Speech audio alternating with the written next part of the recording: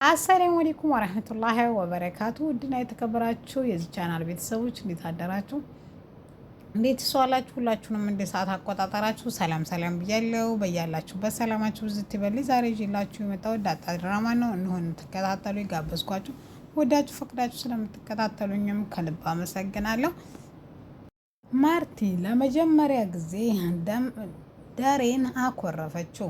ዳሬ ይሄን ባየና በተመለከተ ጊዜ ከቤት ውስጥ በጣም ተናዶና ተበሳይቶ ከዛ ተቤት ይወጣል። ልጅቷንም ለማስተዋወቅ እናቷን ነይ ተነሽ በማለት ቀስቅሷት ይሄዳል። ዳጣ እናቷን ለማየት እጅጉን ያጓጓችና የፈለገች ስትሆን ነገር ግን አባቷ በእንደዚህ አይነት ሁኔታ ላይ ሆኖ መሄዱን ባትወደውም ነገር ግን ከእናቷ ናፍቆቴ አይበልጥምና እሺ ብላ መንገዷን ጀምራለች። ዛሬ ቀን 20 ዓመቴ ሳይሆን የሚከበረው ዛሬ እኔ የተወለድኩበት ቀን ነው። እኔ አመቴን የሚቆጥረው ከዚህ ቀን ጀምሮ ነው። እኔ ዛሬ ነው የተወለድኩት አባዬ በማለት ለአባቷ እንዲህ ትላለች። በእናቴ ናፍቆትና በእናቴ ስቃይ ስሰቃይ የኖርኩት ኑሮ አይደለም።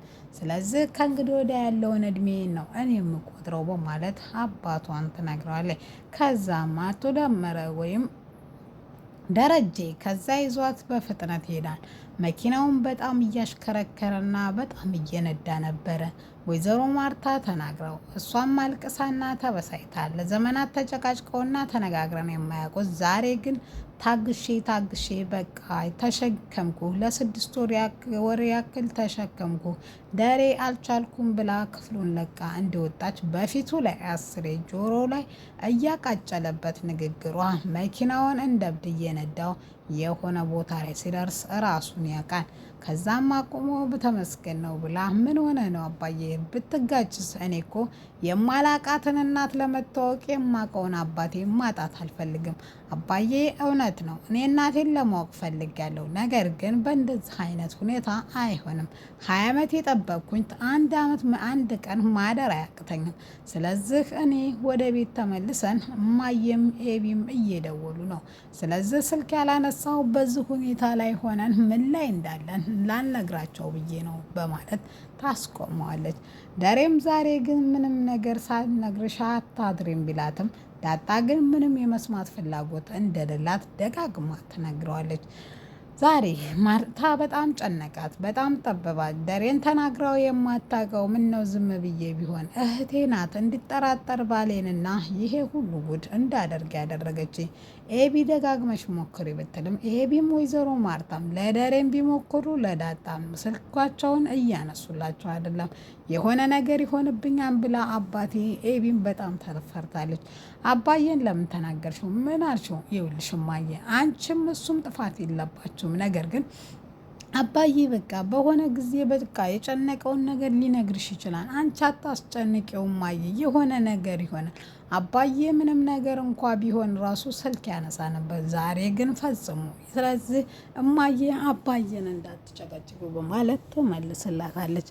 እሷም ከፎቅ ወደ ላይ ከፎቅ ወደ ታች በማለት ስትንቆራጠት ደረጀና ዳጣ በሩን ከፍተው ይገባሉ።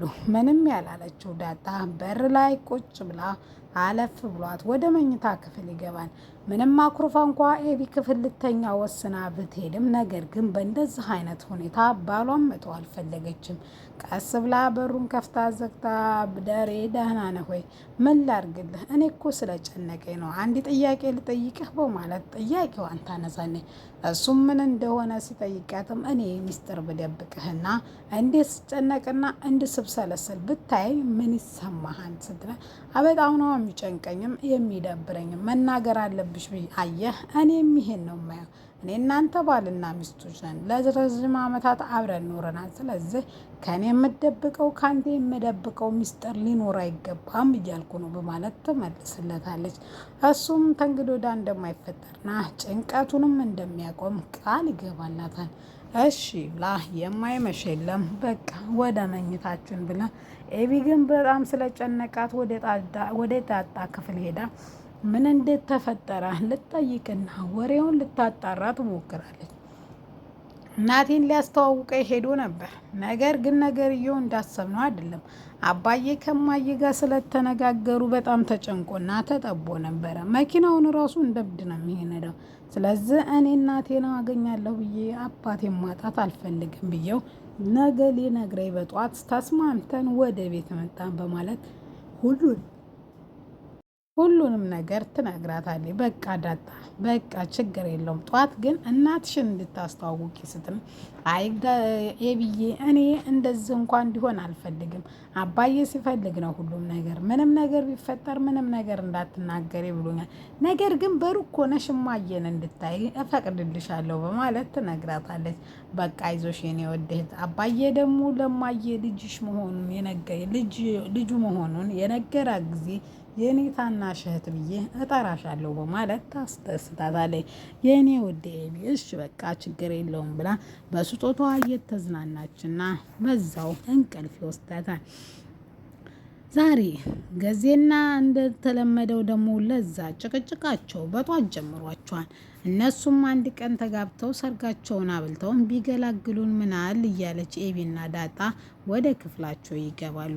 ዛሬ ናታንን በጧት ተነስታ ልታገኘው ትወስናለች። ማታ ምን ማድረግ እንዳለባቸው ከኤቢ ጋር መላው ጠፍቷቸው እናታቸው አንዳይ ነገር ትሆንብን ይሆን አባታችንስ ወጥቶ አንዳይ ነገር ይሆንብን ይሆን እያሉ ሲብሰለሰሉ ዛሬ በሰላም ሁሉም ነገር ቤት ተሰብስበው ማደራቸው እጅጉኑ ደስ የሚል ነበረ። ናታንንም ሄዳ ልትሰናበተው ዳጣ ለአባዬ ጭንቀትና መከራ የሆንኩበት እኔ ነኝ። ስለዚህ እኔ እናቴን ላገኝ እንጂ እዚህ ቤት አልቀመጥም።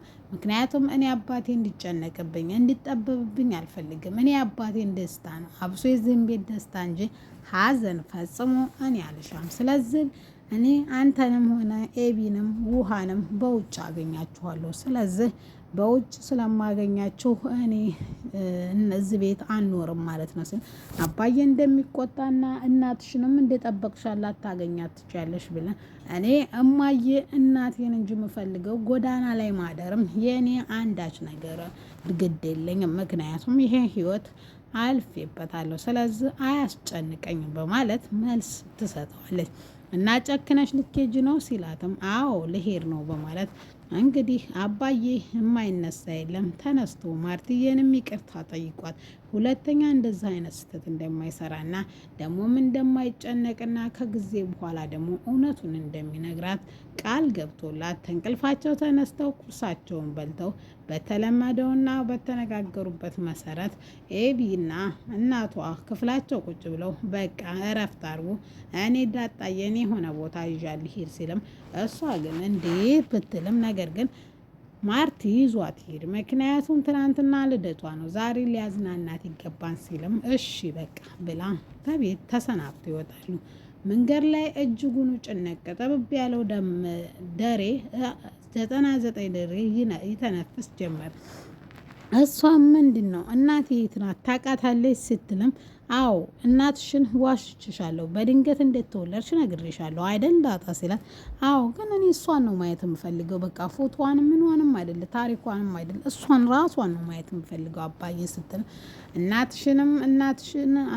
እናትሽን ማርቲም አንቺም ታውቂያታለሽ ሲል በጣም ትደነግጥና እንዴት ታውቂያታለሽ ግን እናትሽም ላይ ሆነ እኔ ላይ ፈጽሞ እንዳታዝኒብን በማለት ተከታው ደዝሁ ያስጠነቅቃታል።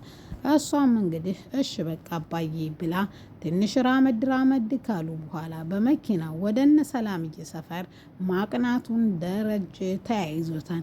እሷም ይሄ እኮ የተሳሳተ ቦታ ነው ይሄ እኮ የነ ሰላምዬ ሰፈር ነው እኮ ብትለውም እሱ ግን ጸጥ ብሎ በቃ አሁን ደርሰናል ከመኪናው ረጅ ይላታል። በጣም እየተባተበችና ይሄ እኮ የነ ሰላምዬ ቤት ነው ብትልም እሱ ግን የሰላምን ልጅ እኮ መሆንሽ እኮ ነው እኮ ጉዱ። ስለዚህ ማርቲ ታውቃታለሽ ያልኩሽ ለዚህ ነው። ተማርቲና ተናቴ ቆንጆ ማን ነው ያልሽኝም እንግዲህ ራስሽ አስተያየት ስጪ። ውበት እንዴት ተመልካቹ ይገለጻል። ለእኔ እንደ ማርቲ የሚሆንልኝም የሚያምርልኝም የለም። ለአንቺ እናት ደግሞ ከአንቺ እናት ውጭ የሚያምርም የለም። ስለዚህ ዳጣዬ ለእኔም ለሰላምም ይቅርታ አድርግልን ወላጅ እናትሽ ሰላምዬ ናት በማለት እውነቱን አፍረጥርጦ ነገራት። በጣም እየተንተባተበች እስከ ዛሬ እኮ ብዙ ለምኛታለሁ፣ ብዙም ጠይቄያታለሁ። አረ ንገሪ ብዬ ለምኛት ነበር እኮ ለምን አልነገረችኝም ብላ ስቅስቅ ብላ እያለቀሰች አምሮባትና ተውባ ብትሄድም እንባዋ ግን በአራት ማዕዘን እየተረጨ ወደ ውስጥ ይገባሉ። ሰላምዬ በጉጉት ትናንትና ጀምራ እንቅልፍ ሳተኛ እየጠበቃቸው አልነበረ። ውድና የተከበራችሁ የቻናላችን ቤተሰቦች